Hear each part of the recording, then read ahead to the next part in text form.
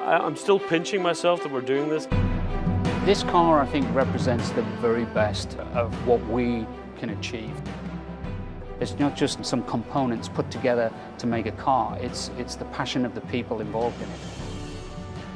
I truly believe we have one of the best design teams in the world. When you've got a tremendously talented group of people that can come together and execute something like this, it's very gratifying. I think there'll be a big emotional connection for a lot of people with this car. This is just a whole nother level above and beyond where we've been so far. We always get asked, when are we going to do the next Ford GT?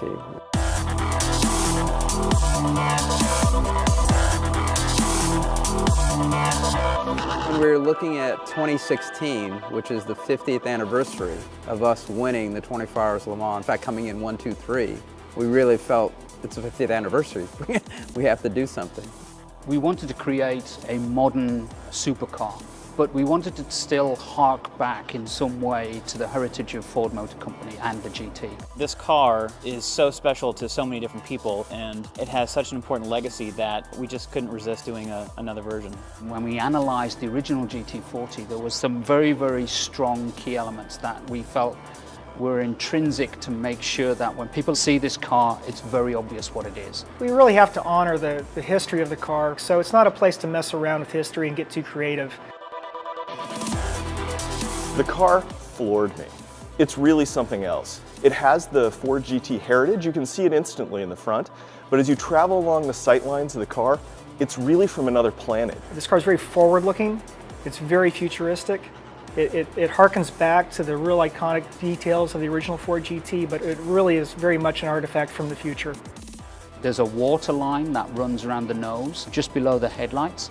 That water line has a negative cutback, and that was something that was always on the original GT40. The headlights tend to be more squared off. It's not just styled, it's very intentional. Everything is there for a purpose. We're targeting over 600 horsepower, so with this small compact V6, we really have extraordinary power density from this engine.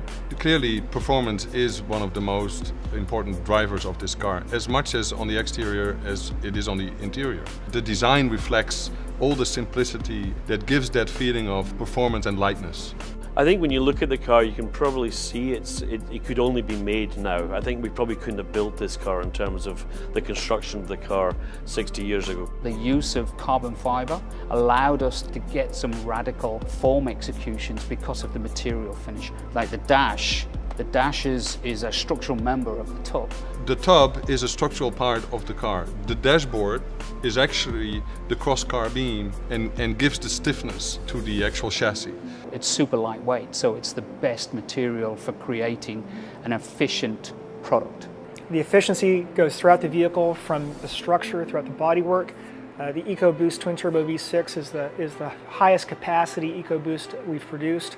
It's pure in its essence. Its primary function is to be a performance car, to go fast. So what you see is a very, very simple interior, but actually everything is readily available for the driver.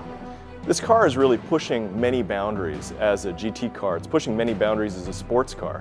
And that's where simulation really comes into play. I think the whole concept of gaming is one of those things that is very important in making a connection to customers and creating that real sense of participation in the product and really driving the aspirational nature of the product.